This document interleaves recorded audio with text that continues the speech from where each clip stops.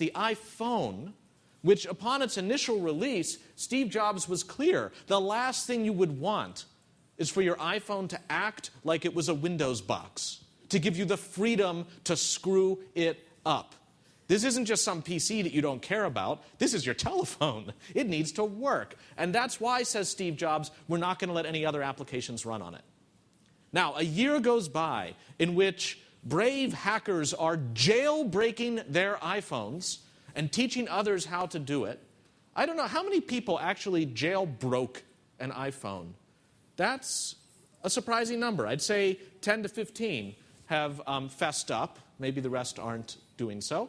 And eventually, even Steve Jobs saw the light, which was why he finally said, summer of 2008, okay, there will be a software development kit for the iPhone. Now there can be third-party code to run on the iPhone, which puts it right back to the zone of a Windows machine, with one huge asterisk. And that is, all software, with minor exceptions, to run on the phone from outsiders must be funneled to consumers through the iPhone App Store.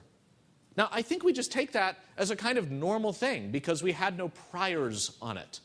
But if you actually think about it, can you imagine, I've got a piece of software that you want to run, you've got an iPhone, it's like, let's boogie, and I can't give it to you.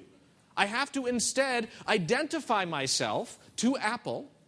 Apple has to approve me. Then I have to give them the code, and Apple then decides whether or not to approve it. And what were the limitations on approval? Well, here's what he said in 2008. Illegal, malicious, privacy, porn, bandwidth hog, and my favorite, unforeseen.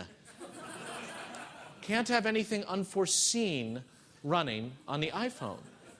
Now, it's actually a great formula. This turns out to be a real recipe for success. And of course, it would be put to test in the market as Android really steps up. Did you know there's an Android app that was submitted for the iPhone that didn't run the Android operating system? It just gave the Cylon Android I.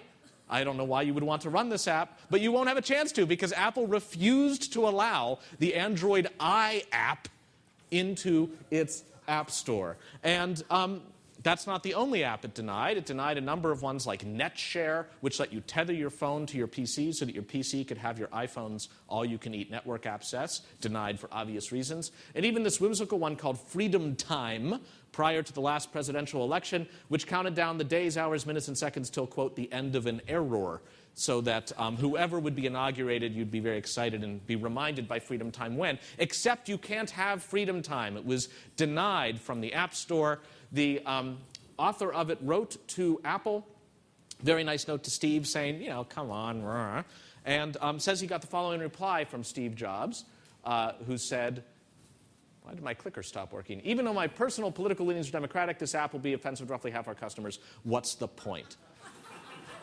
Now, good point, right? The Republic is not crumbling that you could not run, ironically, Freedom Time on your iPhone.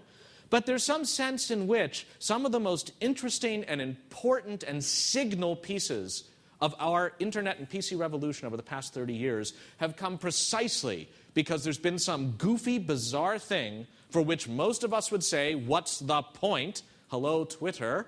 Hello, Wikipedia. Hello, World Wide Web.